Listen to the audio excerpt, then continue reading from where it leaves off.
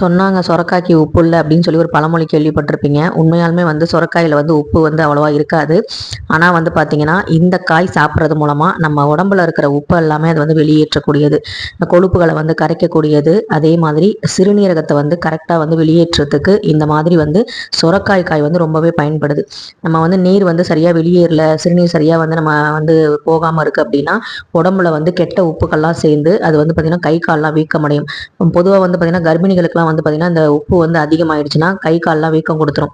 அப்படி இருக்கும்போது அவங்க எல்லாருமே வந்து பார்த்தீங்கன்னா இந்த சொரக்காயை வந்து கூட்டாவோ இல்லை குழம்பாவோ வந்து செஞ்சு சாப்பிட்லாம்.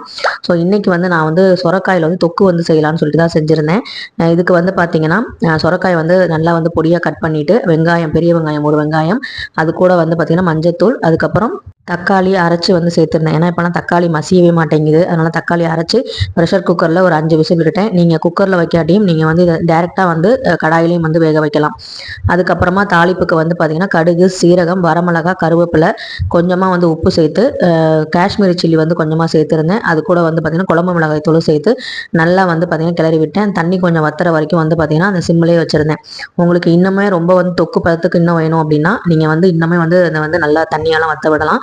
ரொம்பவே வந்து சூப்பராக இருக்கும். இது வந்து பார்த்திங்கன்னா வெயில் காலத்தில் நம்ம எடுத்துக்கும் போது நமக்கு வந்து உடம்புக்கு குளிர்ச்சியும் தரக்கூடியது. ரொம்ப ஹீட் உடம்பாக இருக்குது அப்படிங்கிறவங்க இந்த சொரக்காயை வந்து அடிக்கடி உடம்புல சேர்த்துக்கோங்க.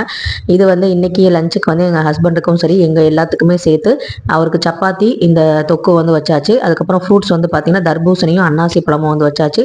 நீங்களும் நிறைய வெயில் காலத்தில் ஃப்ரூட்ஸ்லாம் வந்து எடுத்துக்கோங்க. ஸ்நாக்ஸ் ஐட்டம், ஆயில் ஐட்டம்லாம் அவாய்ட் பண்ணிவிட்டு அந்த ஸ்நாக்ஸ் வாங்குறதுக்கு நீங்கள் இந்த மாதிரி ஃப்ரூட்ஸ் வந்து எடுத்துக்கோங்க. சொரக்காயோட நன்மைகள் வந்து உங்களுக்கு கொடுத்துருக்கேன், நீங்களே பார்த்துக்கோங்க. ரொம்பவே நல்லது. நல்ல விஷயங்களை நம்ம எல்லாருமே வந்து எடுத்துக்கிட்டு நம்ம உடம்பையும் நம்ம மனசையும் ரொம்ப ஆரோக்கியமாக வச்சுக்கிட்டோம் அப்படின்னா நம்ம குடும்பமும் ரொம்பவே நல்லா இருக்கும். இந்த லஞ்ச் ரெசிபி உங்களுக்கு பிடிச்சிருக்கு அப்படின்னா கண்டிப்பாக லைக் பண்ணுங்கள், ஷேர்